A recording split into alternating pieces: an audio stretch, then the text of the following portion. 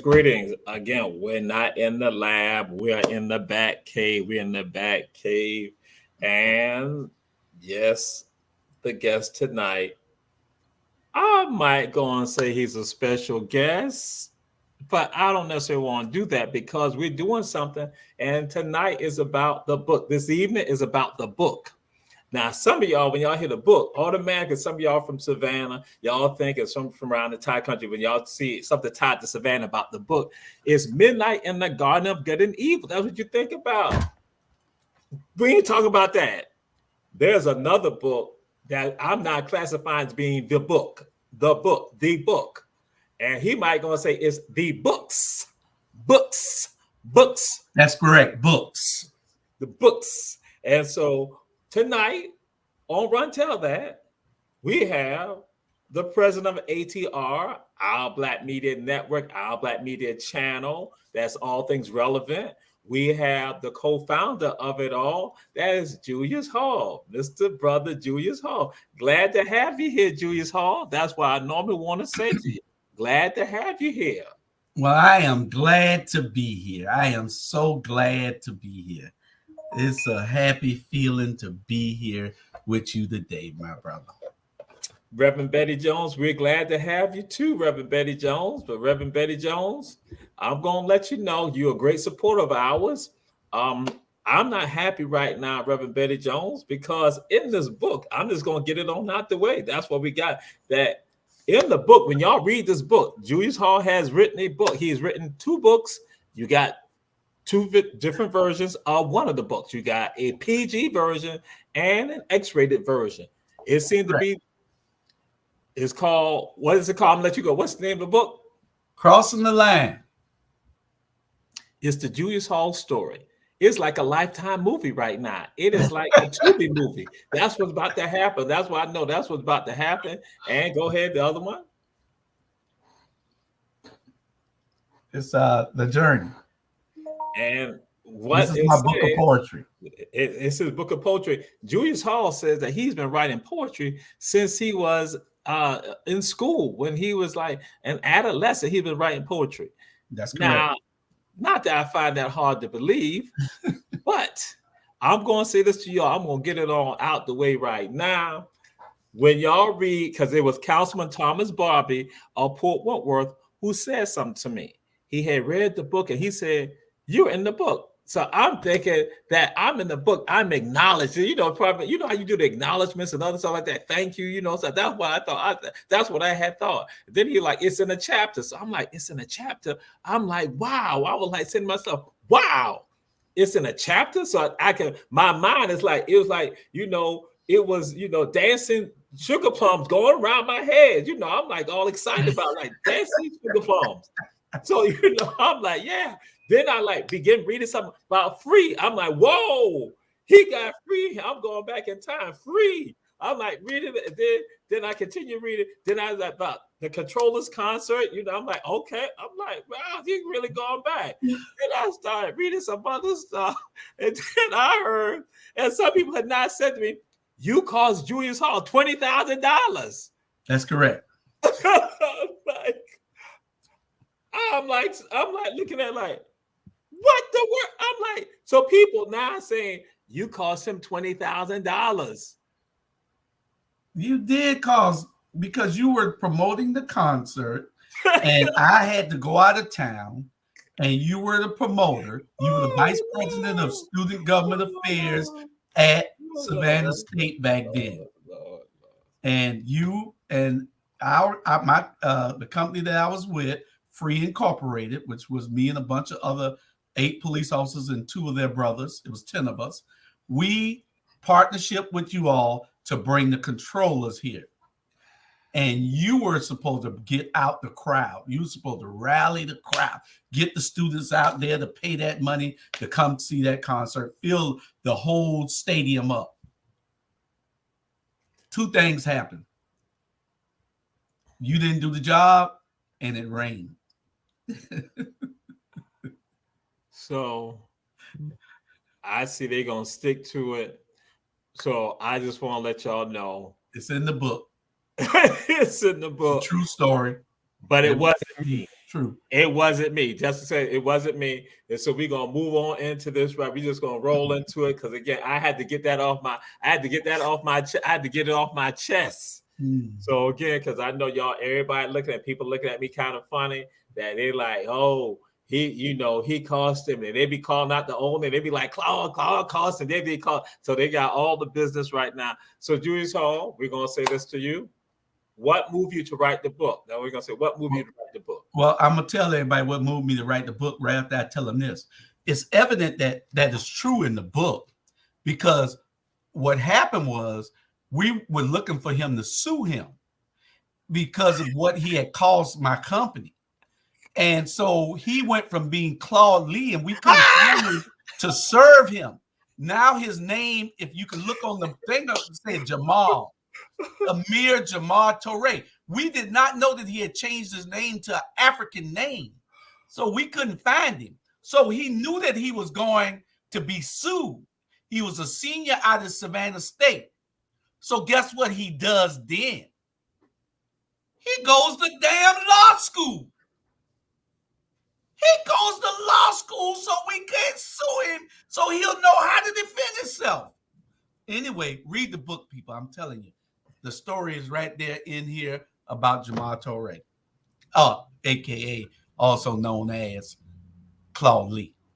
I can't wait for the movie. I can't wait for the movie. I can't wait for the Lifetime movie or the Tubi movie. I can't wait for the movie or the Netflix film. I can't wait for it. I can only imagine that I can just sit there and my daughter gonna probably like, Daddy, so yeah. But go ahead, yes, sir. Yeah. She'll see who her daddy was. Mm-hmm.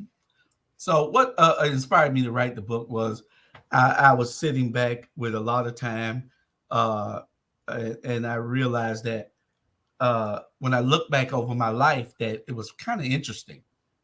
So I said, you know what?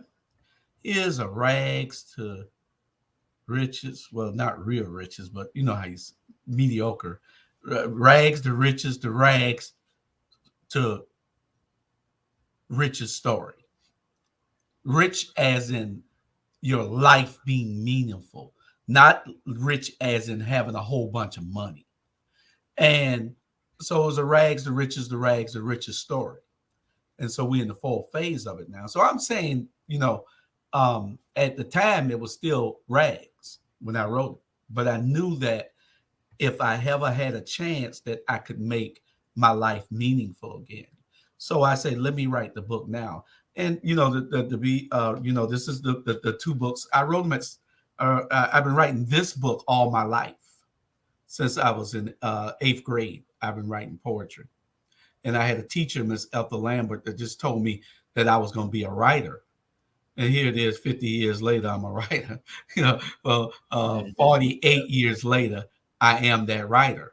But she told me, she said, you have great penmanship and you tell a great story. She said, you're going to be a writer. That's Miss Lambert, Ethel Lambert. She was my homeroom teacher, okay. and my English teacher, I believe. I think one or two. I had her in homeroom, and then I had her for a class later on.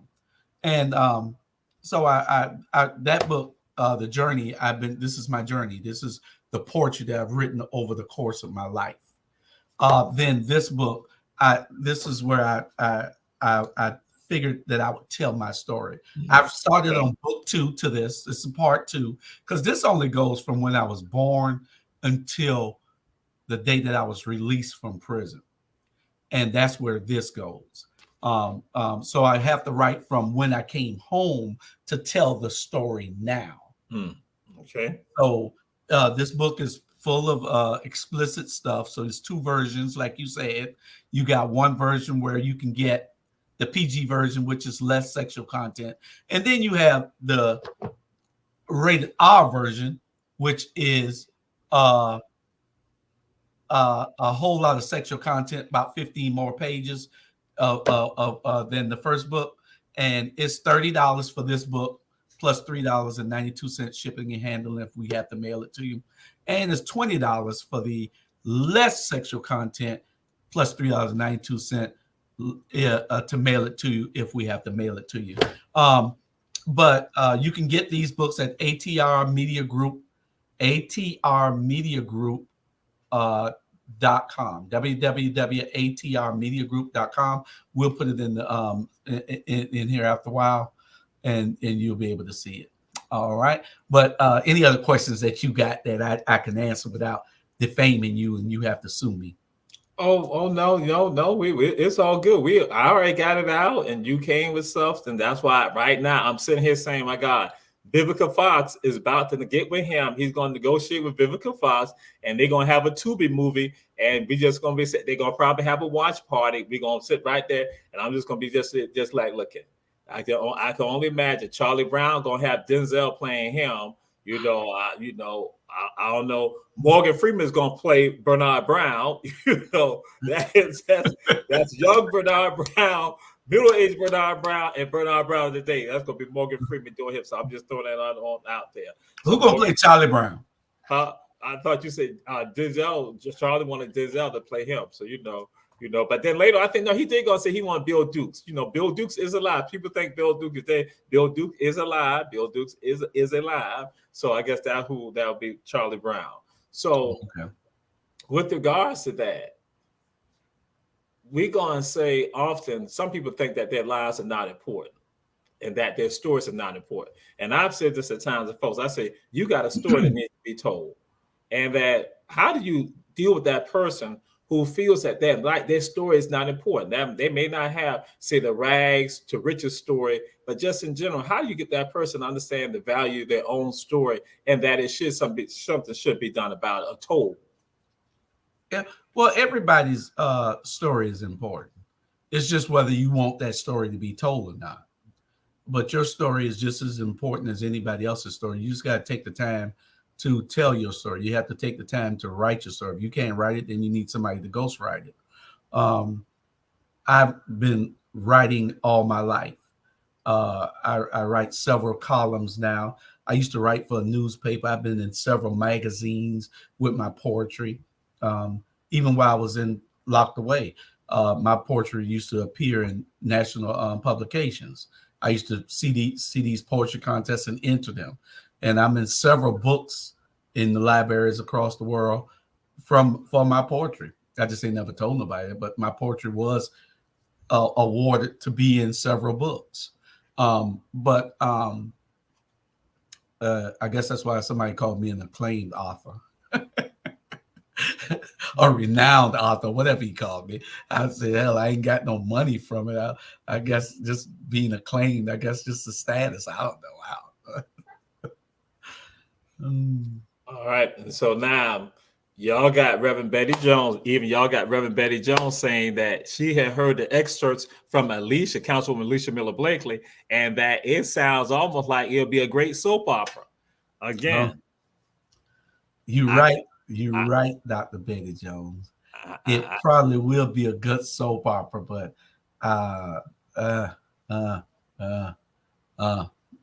it's hard. It's hard. We got it. I don't know. I think it'll make a better movie. And with that, you can have a lot of what they say literary license, with regard to that. And so I can only imagine if that was to occur, the type of literary license that will come about, that probably be shattering people's minds. Again, Sister Deidre Murray, glad to have you here and everybody checking out the show. And we say share. Everyone share. And so we come to this part right here, Julius Hall. What are some of the highlights in the book that you want the audience to get? What are some of the highlights? Because we're not trying to tell you to give it all out to the people because we want them to buy the book. But what are some of the highlights in the book that you like? You just like, man. Well, did I really do that? Like how you lied on me. But anyway, let me. No, not that. That's not. I didn't lie. Okay. I didn't lie on you. Right. If they read the book, they'll see. They can research it themselves. Yeah, right. Yeah, I had to grab myself. But I had a call, a conversation with a young lady who had brought the book. She was one of the first people that brought the book, and she said she brought the book for a reason. She wanted to see what she knew my ex-wife that had gotten killed. And she said that until she read the book, and it's a true story. She said until she read the book, she thought that I had killed her. She thought that I committed the murder until she read the book. Okay. You know, and I'm wondering, you know, I don't know how nobody could think that when there was a investigation. I was home in bed. The person who killed himself, and he called her mother and told her he was about to do it. So, you know, it just wasn't a lot of publicity, fanfare. For people to look into it to see what really happened. But no, I was not involved in that. That's the last thing that I would do in this world. Yeah. But that's one of the highlights. And, you know, I'm not going to talk about the sexual escapades. That's not any highlights. Y'all buy the book, buy the rated R book if you want to see that. If you don't, then get the PG version of it. And it's way less. And so some of the names were changed to protect people from being put in the book, but it's my story. They can write their own book if they want, if they got a different version of what I said. Some of the names have been changed only really for mostly for the women, but there are some people that did some drastically things to me that I put them in the book. And Alicia tried to out them last night on her show. But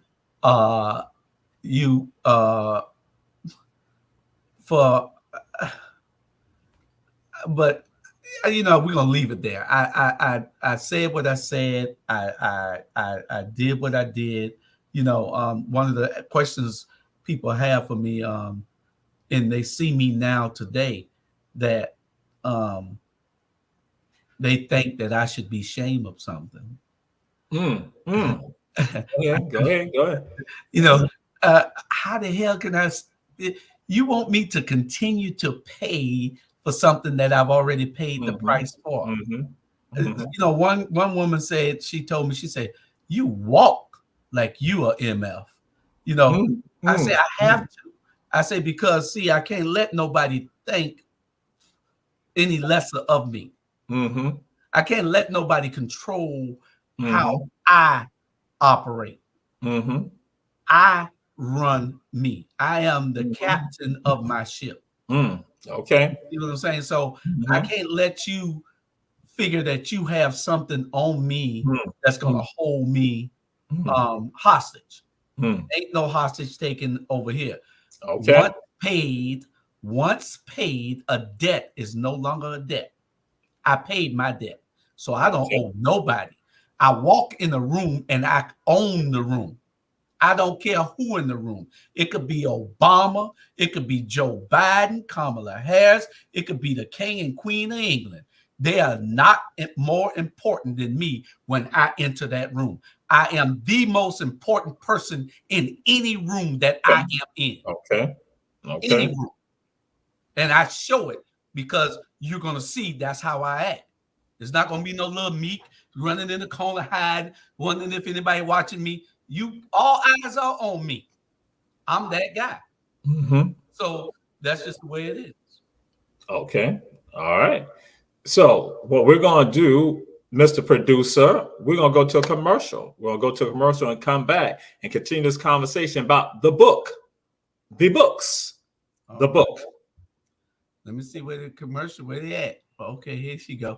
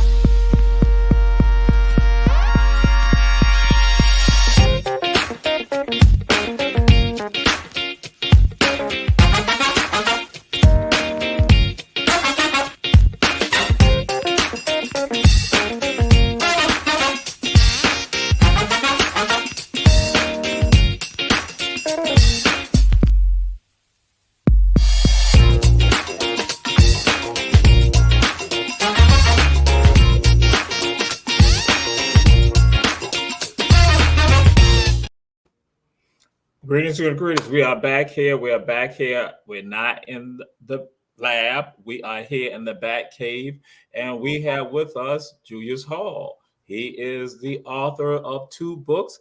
And we say to all of you, support our advertisers. Our advertisers, that's One Price Cleaners. That's located in the farmers market in Garden City, One Price Cleaners. In addition, we say support Shepherd's Food and Gas, located at Styles of Gwinnett Streets here in Savannah, Georgia. And then also support Kim's Cafe at 714 MLK Jr. Boulevard. And finally, support the attorneys that I will get to sue Julius Hall for the book, Davis Johnson Bozeman Law Firm, with offices in Savannah and Atlanta and Statesboro. I'll go to either one of them. Because again, but anyway, because again, I got to catch myself. I got to bring it on down. So I'm going to throw it out there with regards to this, Julius Hall. Crossing the line. Why that title, Crossing the Line? What does that mean? Someone says crossing line for you, crossing the line. What is that about? Well, the crossing the line, the definition I came up with it because I was vested with a oath to keep. And as a former police officer, an officer at that time, I had an oath to keep. And I crossed that line. And you always say, as a police officer, you don't want to cross the line between good and bad. So that's where the title comes from for the book, Crossing the Line, because I have to admit that I did cross the line. You know. And I say this because I throw that out there to you with regards to this, because you said something as before we went to the break, that again, that your debt has been paid, that you have paid your debt. And with that debt being paid, that you will no longer let somebody still hold you down. Because so often in life, what we deal with, and I'm saying to some of y'all out there checking out the show, you know how it is when you have family members, you have friends, you have people that you know, you went to school with, and that let's say that they become dependent on substance abuse. They engage in alcohol abuse, or that they may have done certain things with their bodies when they're out there. And that how some of us become so unforgiving that we continue to hold that against those people, even though they may have done a 180 regarding their lives, and that they have made the transition with regard to that, and they have gone forward. So that's why I wanted to say, when you were discussing, I'm like saying that's what it is. And so crossing the line is a part of that, but then also understanding, you then threw it out there about the oath that you understand that comes into play. And I'll go and say this, and again, because I'm keeping it under control, the person who told me that I need to still go and talk to Julius Hall, was Vic Cooper. Vic Cooper told me, because Vic Cooper's the one, Julius is back, talk to Julius. I was like, I'm not talking to Julius. Julius got free, and they ain't gave me none of my money in my investment yet. So I want that to be known right now. I got money that I ain't got for free. I ain't collect no money for free. So again, charge $20,000. I can only imagine with free, but I got to catch myself. I forgot. This run tell that also be better. I'm not supposed to be like Bernard Brown and Julius Hall and these other people and Charlie Brown now, not like Robert Bryant. I'm not supposed to be like them, because the only sensible people on the rabble are, I'm going to call it Chandra McKeithen, and in addition, Tiffany, and also Councilwoman Tiffany, Commissioner that is, and also Sean. Otherwise than that, the rest of them, I'm not supposed to be like them. I'm better than that. I am better than that. Well, that's on the rabble next. All those hosts he just called out. He's not better than that. He's the trouble starter out of everybody. He starts all the trouble with everybody. He makes up things and makes people believe that it is true. So he is the trouble starter. He's the rabble rouser. So that's why he's in the book. See, he's still sitting there lying now, and he didn't do his job. Read the book. I'm telling you. He did not do his job. As Vic said, don't worry about your investment for free. Julius is back. So I'm like, I said, I still got free in my mind. I'm like, Kennard, Julius back here. Kennard said, what? I said, yeah, he back, Kennard. He like, where our money? I said, I don't know, Kennard. I'm about to find out. Vic told me, he said, Big Vic? I like, yeah, Big Vic. So yeah. So Julius, now I'm throwing this out. Huh? Vic and Kennard, those were two our brothers. They've gone on to meet the Lord. But Vic told me that don't worry about giving Jamar nothing because he didn't do the work. You know, you and Vic were supposed to be doing it together back then. You know, all y'all were out there, Savannah. Van Johnson was even out there. He used to hide in the office all the time and wouldn't come out. But Vic and you were supposed to, and Kanad, all y'all were supposed to do Lord. what y'all were supposed to do, and none of y'all did what y'all were supposed to do to promote that concert. And so my organization ended up paying the controllers $10,000 to come before they even showed up, and then $10,000 the day that they got there. And I think we only took in like $7,000, so we lost 13. So over those years, the amount so you do owe us a little bit over I think $156,000 from what I understand with interest. Okay, brother Julius Hall. Okay, we're gonna move on with regards to your prose right now. So as you all can tell, he's a great prose writer. Prose writing. So with regard to what are some of the things with regards to your book of poetry, the journey that you, so now I'll let y'all know, because y'all know we have Day Clean Journeys. Again, that's intellectual property that he stole, but we're gonna leave that alone. See, because we got multiple lawsuits. That was David Johnson Bozeman Law Firm, Atlanta, Savannah, and Statesboro. We got it. But then what is some of the poetry that that strikes you? Again, because we know, because again, when a person is an artist, they have several things that they love. So again, sometimes they can't necessarily pick out one or two or three. So I'm just like, what are some of the things that you love?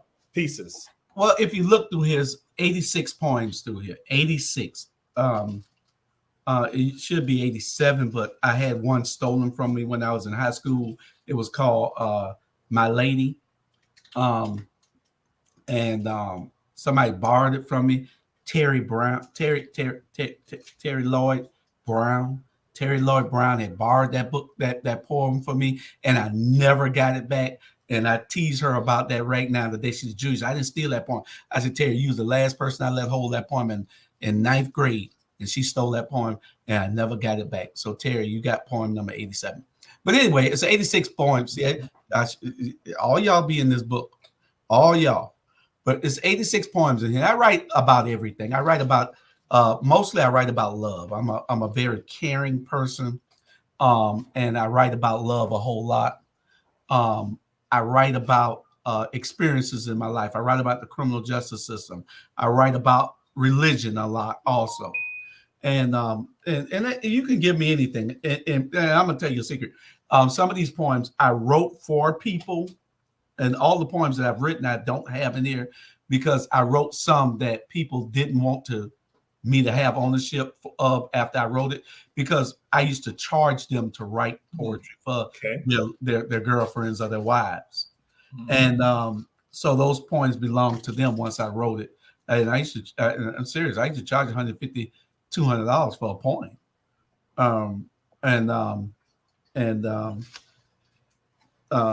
Some of those poems I don't have today because of me giving those poems. So if you want to hear anything, you can tell me. I don't know whether you got you don't have the book of poetry in front of you, do you? No, I don't. No. Why don't you have the book of poetry in front of you if you're going to interview me about the book? You don't have the book of poetry in front of you. Because that's why I cast it out to you to go and throw out. That's why I want the audience to hear. Just like I'm being like the audience. See, I'm just like you. Everyone looking at the show, I'm just like you. So that's why I am. Well, I'm gonna pick one to read for you. Which one you want to hear? You want to hear a love poem? You want to hear a poem? I even got one on not eating pork. Give us a love poem. Give us a love poem. Let me see. Let's go to number 31 since it's the first one up here. No, I got to find that. It's not on page 31 because it's not in order that way. And that's the thing. When you start reading, then you'll start reading and go through the whole book. So I got to find something. So you're saying that Terry Mobley has stole the poem? That what you're saying, Terry Mobley? I said Terry Lloyd. Terry Lloyd. I could have sworn Terry Mobley signed in. I could have sworn I heard you going to say Terry Mobley. I did not say Terry. I did not say Terry. Terry Mobley. But let's go with my darling Unita. Sorry I can't send you a card. Sorry I can't send you roses. Because for you, if I could, I would part the Red Sea like Moses. I'm sorry I can't get to you. I'm sorry I can't get home. But first chance I get, I'm going to take you to Rome. I've finally come to the conclusion that you are not an illusion. So I'm ready to live my life, but only with you as my wife. You're never weak, but always very strong. With you in my life, how can I go wrong? So wait a little while and I'll be back to give you everything in the world I know you'd like. I can't be there with you, but I pray I'm in your thoughts. To me, that is more important than anything I could have brought. If I didn't know before, I now know the meaning of love. It came to me through you, my snow white precious dove. Another way to tell you that is you that I love is that I want to be as close to you as 5 fingers in a glove. I hope that this poem can take the place of flowers. Regardless of that, I'll be thinking of you the next 24 hours. So that was a Caucasian woman. You wrote that too. I thought you wrote that to No, Dr. Tanya Howard Hall. That's what I had no, thought. Tanya was nowhere around back Yeah. then. So This that was was to a Tanya. Tanya Caucasian was woman that you wrote that to. no. This That's was a why black Terry woman. stole that poem. That's why Terry stole the poem. That's why Deidre Murray's checking us out too. So that's why. Okay, Terry's just trying to do us a favor. Okay. No, it's not. I didn't write any of that back then. I wrote a whole lot of stuff. There's 2 poems in here, 2 or 3 poems that my brother wrote, 2 I believe, and 1 my daughter wrote. 1 or 2 that my daughter wrote. That's in the book also. I know they probably want to sue me for putting their poetry in the book. Hey, that's what I'm just leaning on right now. I guess it's true. I will refer 2 other people to Davis Johnson Bozeman Law Firm too. I'll got 2 other people. I'll let them know. Well, you want to see? Let me give you one on. Somebody told me that they're starting a book club. Can these poems be recited in school classrooms? Don't say what you charge those people. IRS might want their share. Most of these poems can be recited in school classrooms, yes, because most of the poems are love, or either they're about religion or they're about the system. Yes, Jamar Torrey, you are messy. You right. You are so right. Thank you, Terry. Yes, but Jamar is messy. See, everybody knows that you are messy. Let me give you one that I wrote. I always had this Malcolm X syndrome, this Malcolm X complex. That soldier in me that always wanted to come out and fight.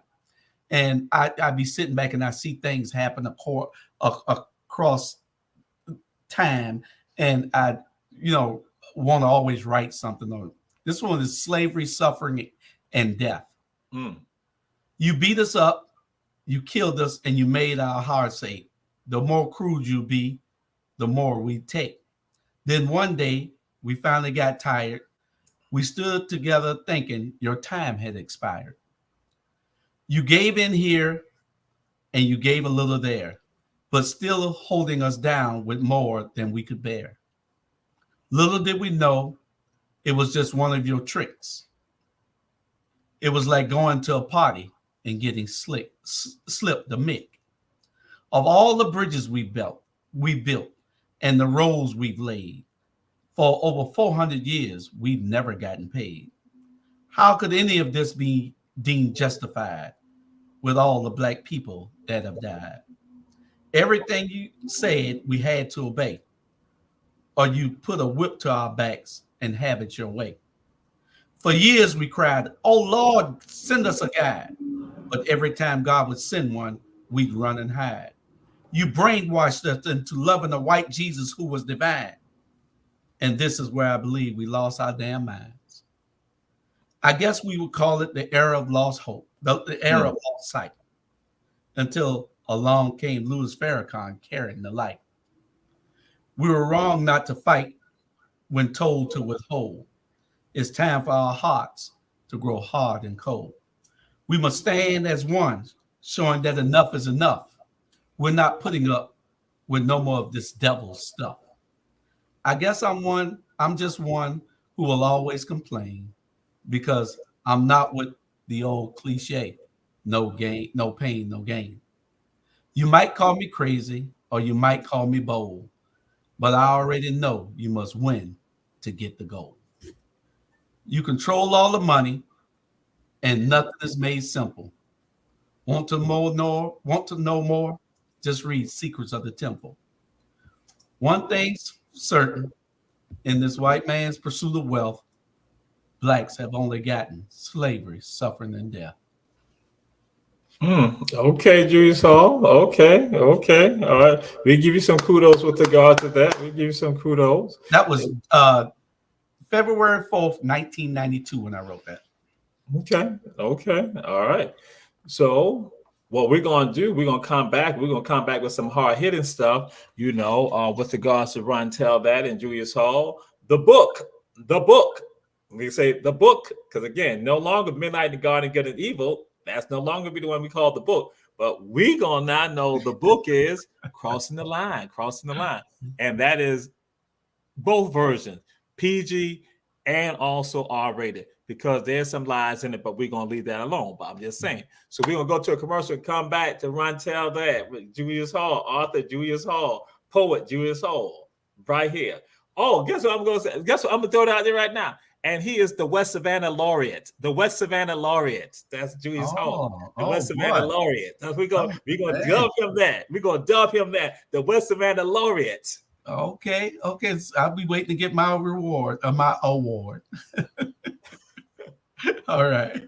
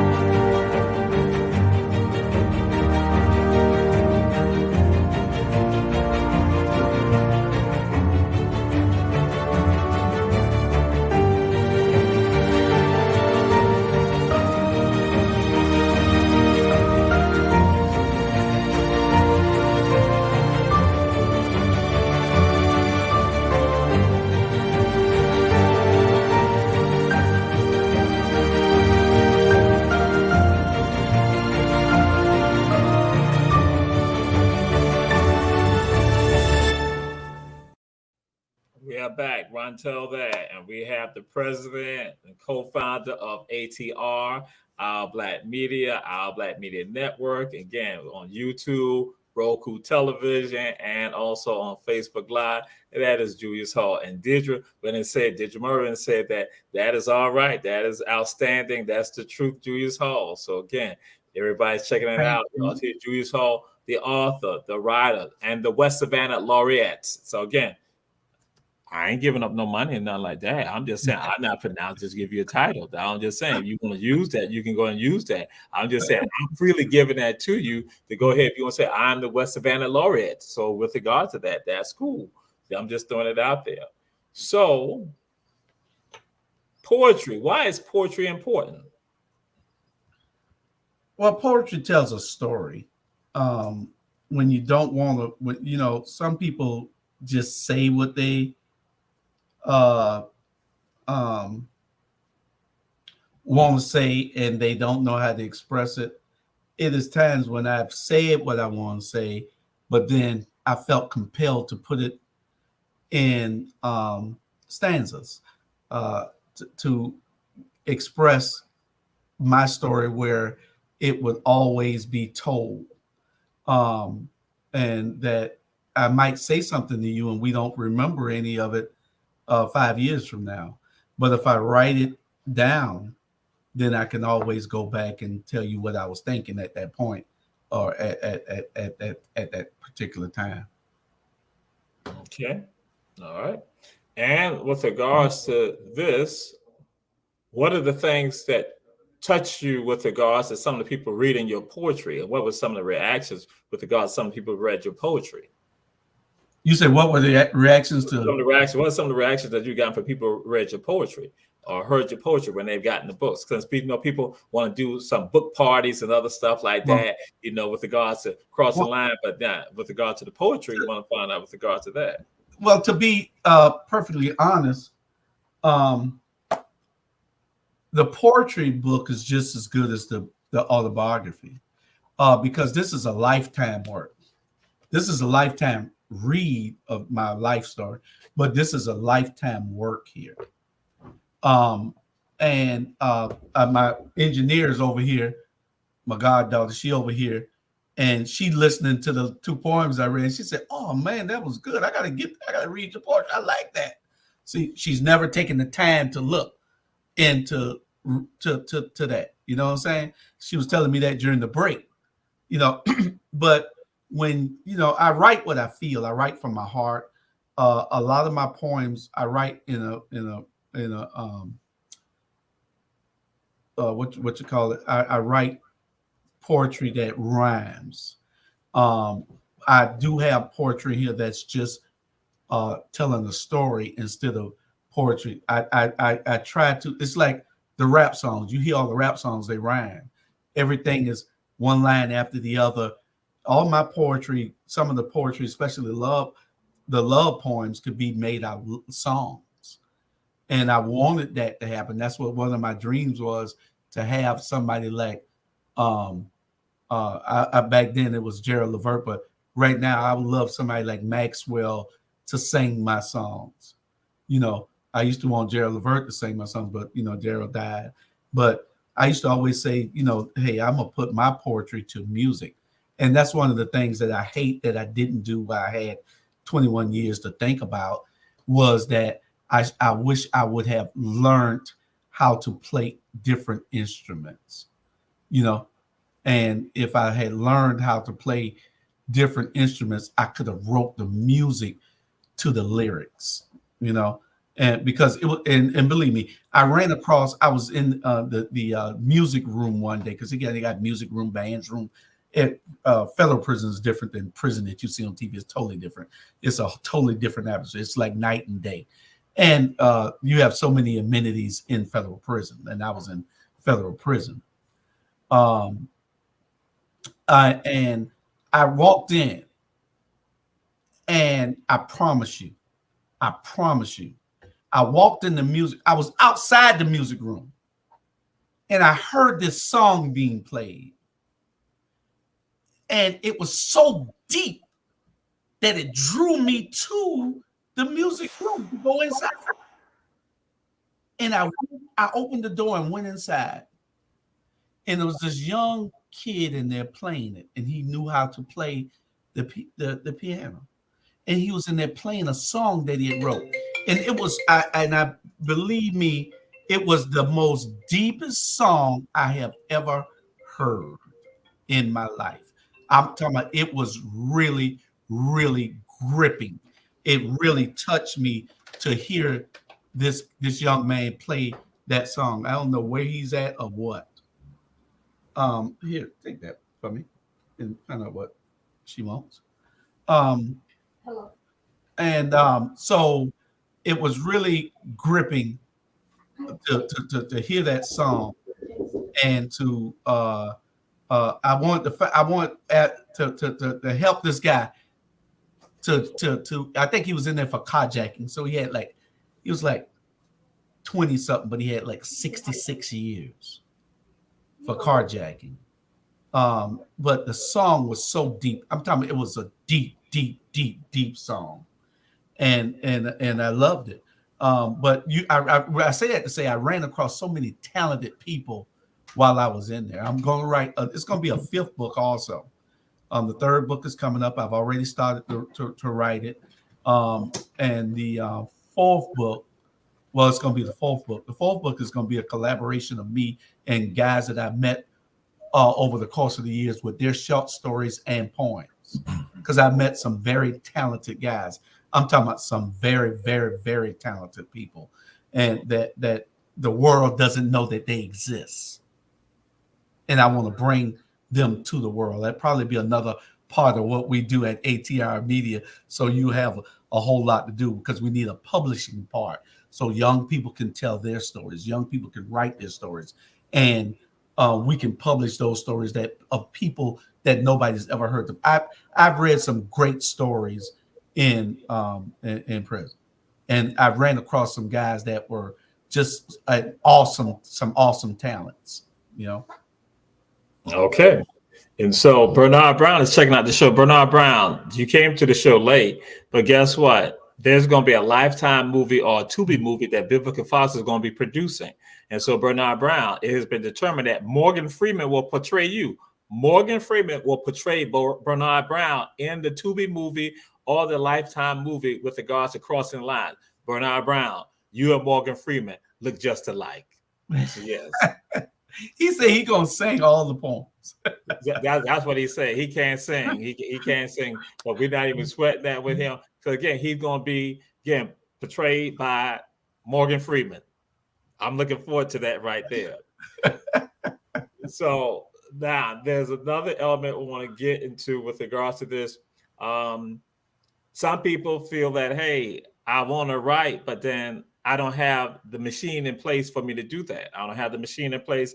I don't have the agent. I don't have the literary agent. I don't know where to go and how to get started with regards to this. So what do you suggest to the person? What advice can you give to that person out there who's checking out the show right now, who, again, they have the desire. They like, and you've inspired them, but they're like, I don't have an agent. I don't have a manager. I don't have a literary agent. I don't have a machine behind me to go and push this. I don't know what to do. How can I get published? What can I do?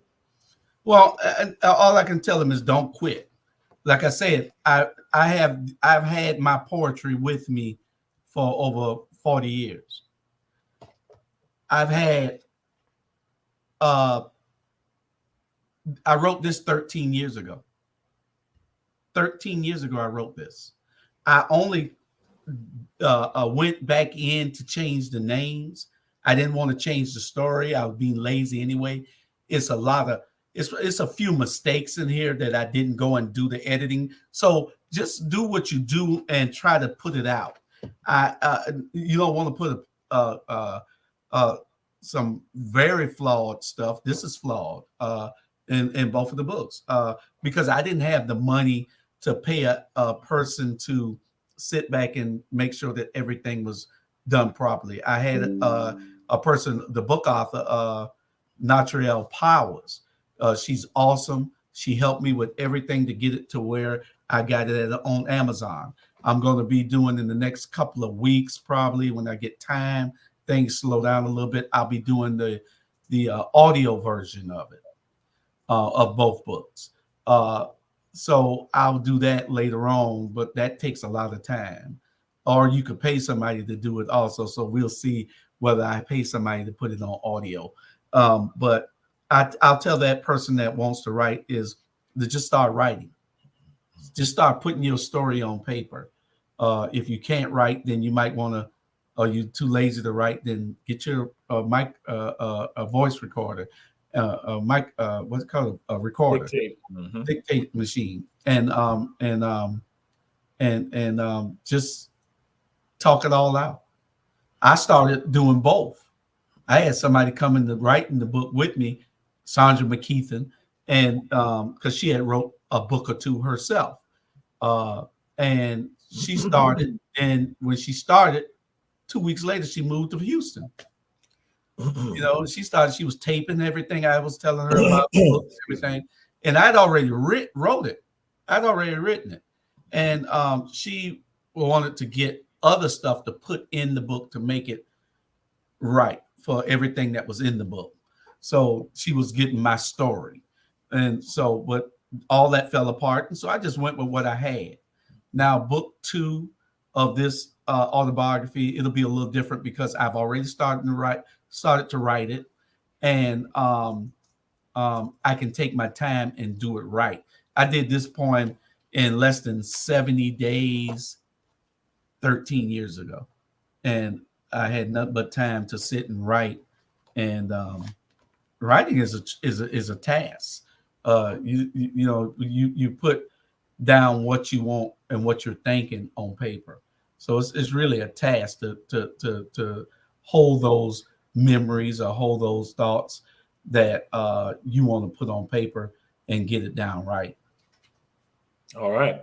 And my brother Jack Salas, he can sing. He can sing. So that's why we're gonna let him be the one to sing the poetry. Bernard Brown, why you always gotta copy us? Bernard Brown, why? Why must you always copy us? And no, it had been determined that Lorenz Tate will be me, or also, again, it'd be Tiger Woods. So again, Bernard Brown, you out of luck with regards to Morgan Freeman will be you. You will be portrayed by Morgan Freeman. Yes, Bernard Brown. Uh, So Bernard, he said that my next stop is one-on-one with America at the Dock Unfiltered. Bernard, I didn't even know I was on this show today. I got a call, my agent calling me, telling me that you were on Run Tell That today. I said, no, I didn't know I was on Run Tell That. I know he got a show today, and he was talking about the good Garden and Eden or something, good, Midnight in the Garden of Evil or whatever, Eden. And I said, I know about that book, and then I didn't know that I was on this show, Bernard. So just make sure you book me days ahead of time so that I won't say that there's a conflict with my schedule. well, as has been determined, I am still owed monies for again what we know is Free Incorporated, and I'm willing to work with him on that, and that's what I've allowed to happen. And so, with all of that, Bernard Brown, guess what? Cut right now. His agent just sent me a message saying that he will not be on your show, so that's out of the question right now. So that's not about to happen. Go ahead and run a repeat on America After Dark. But again, my brother Jack Salas will be the one. That's right. It's a repeat for America After Dark this weekend right here. And so, Julius Hall, how can people acquire the book? How can people acquire the book? You can acquire the book by going to Amazon, but I'd rather you not go to Amazon. But if you want to, you can go to Amazon. Amazon cheats well, I wouldn't say they cheat because you know what they're doing. So they take advantage then, let's say that. Amazon takes advantage of writers and they take the majority of what the book costs. So if the book costs $20, I'm only going to get $5 and something out of this book. They get 15 for printing, shipping, and their handling fees and everything. So this book, the $20 book for poetry cost from Amazon, I only get $5. So I get more, even though I have to buy the books myself and have them printed and all. I get a few dollars more by selling it myself. And so if you want the book, you can get in contact with me if you know my number or anything at Our Black Media or ATR Consulting. ATR Consulting 912@gmail.com. That's the email. ATR Consulting 912@gmail.com. Or we're going to be changing the website pretty soon because we're going to go on a massive marketing campaign for the book, for the website, for our magazines. We got a Roku channel. We're the only people in this area with our own Roku channel. We have our own Roku channel at Our Black Media. You can go on your Roku TV anywhere in the world and program our shows, our channel into your TV and make it one of your channels. And then you can just flip on and look at us at any time. Our shows are only in rerun on Roku TV right now, but it is there. We like this show will be downloaded in a couple of days and it'll be available on the Roku channel. You can go to YouTube, all social media platforms and get it. Our shows. We are going to have a digital radio station after a while, hopefully before the summer. Hot 2100 Savannah. We'll have that here in Savannah. We're doing a whole lot in media. We're not there yet. We aren't making any money. We're losing money, but that's what it entails. You have to have a dream. BET had a dream doing what he did, and now he's a billionaire. Our dream is not far off from that.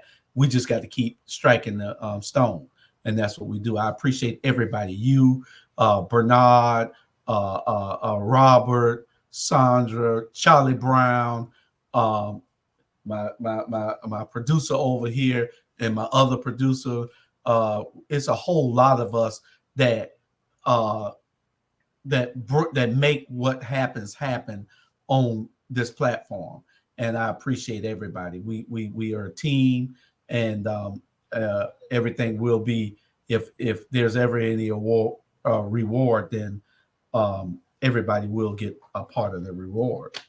But anyway, you can go to ATR Media Group, www.ATR Media Group, and get the book. www.ATR Media Group, and get the book.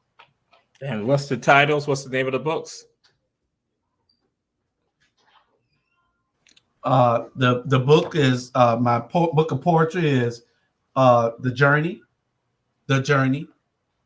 and my autobiography is Crossing the Line, the Julius Hall story. All right. Yes, sir. And we want y'all to see this right here. Julius Hall crossed the line. He crossed the line, and he left Tompkins High School at HBJ. Y'all see the HBJ jacket right here with the book right there. Julius Hall, Reverend Betty Jones, Deidre Murray, Terry Marvin. Guess what? Jack Silas. He now fought at HBJ.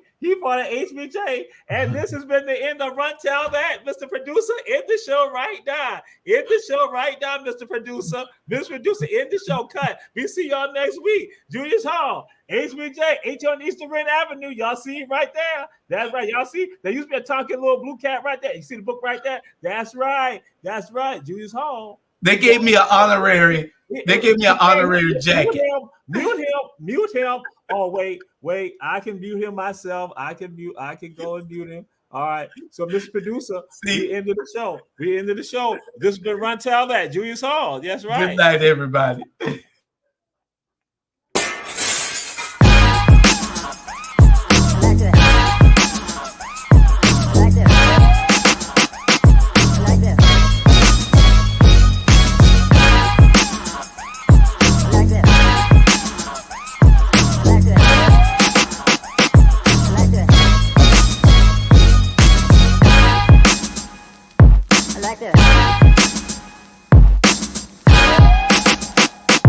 Like this.